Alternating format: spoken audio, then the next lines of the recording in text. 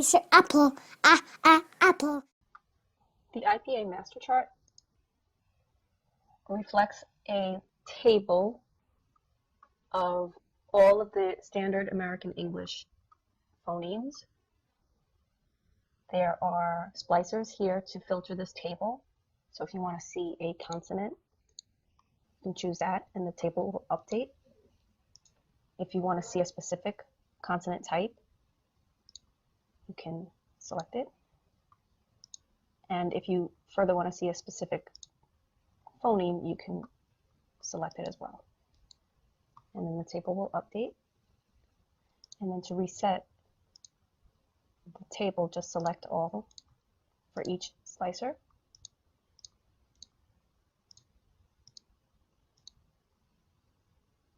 Up at the top, there are just some notes and references that I used to create this. And the columns that are included are shown here. So that everything could fit into this one table, some things won't be applicable. So you look at that row and the information that's provided there is what's applicable for that phoneme. So obviously class, manner, and place is not going to be applicable. And then here you just have some dates of acquisition from textbook research studies. You'll see some general information in the columns here. And what you have is a list of the spelling patterns for that IPA symbol. And so if it's the E symbol, you can spell words with these spelling patterns.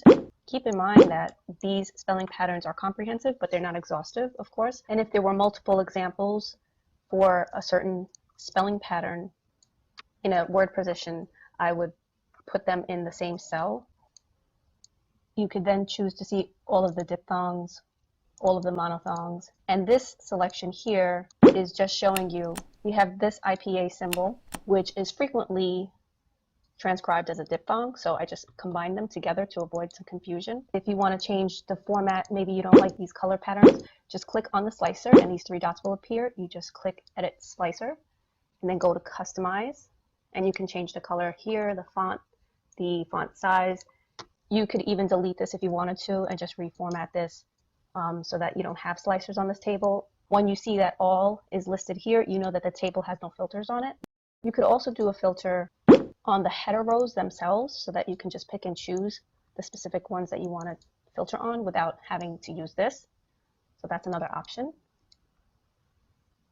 And now let's take a look at the vowels. I decided to do a vowel phoneme wall type of concept. In this top panel, you have a variety of different vowel quadrilaterals just for viewing and visual purposes. And this table here is kind of like a small little mock-up of the actual vowel quadrilateral and where the phonemes are placed, but it's really a table of contents to navigate within this sheet itself. So if you wanted to jump to this specific speech phoneme, you click the link and it brings you to it. Because it's highlighted, it's hard to see, but it's bringing you straight there. So let's go to this one, which is not appearing in the screenshot, and it jumps us down here. In the SLP database, this is going to link you to the information that's down below that, which will provide a description of that vowel. So here you see that it's a short O sound, and then it gives you a brief description of that. And then if I click here, I can go back up. Okay, and so if you want, you can close this up so you can see everything. And there's a sample word in the initial, medial, and final position for each of them, as well as the IPA. These two phonemes that become diphthongs, what I did was I just put the IPA here for each of them so that I can get an accurate sample word for each phoneme. You'll see here the symbol for A becomes a diphthong when it's in a stressed syllable. For speech sounds that don't seem to have a sample word with that phoneme in a specific word position, I left it as a little question mark because, like I said, this is comprehensive, not exhaustive. And now let's take a look at some of the information that's provided. So here you have the speech sound, a summary of that speech sound, the fact that it is a short O, and then a brief description of that vowel. If we scroll down, this is also part of the word wall where you have the monophthongs up here, then you have diphthongs and the rhotic monophthongs over here. these two would fall somewhere around here.